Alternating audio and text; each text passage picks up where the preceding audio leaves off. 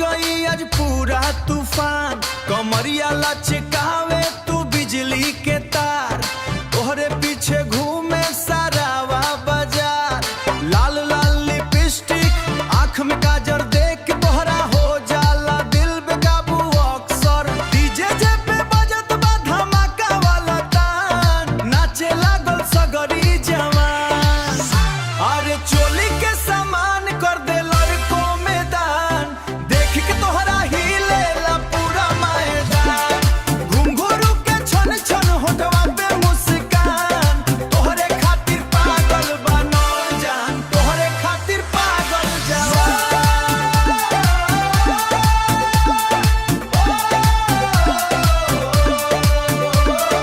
तोहरे खातिर पागल जवान। साड़ी के पल्लू उड़ेला हवा में, दिलवा फंस गइल तोहरे अदा में, अरे दिलवा फंस गइल तोहरे अदा में, कमर पे झूमे चांदी के कर धनिया, कहू गोल नैंडा हुडी के कर गनिया, देख के मचल सब लड़कनिया,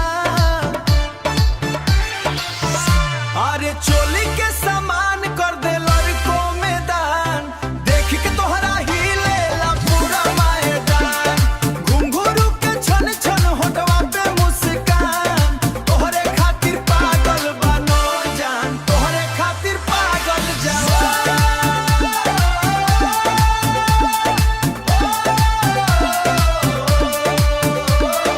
तोहरे खातिर पागल जवान। रात भर डीजे पे चली ई गाना, तोहरे बिना सुना लागे जमा।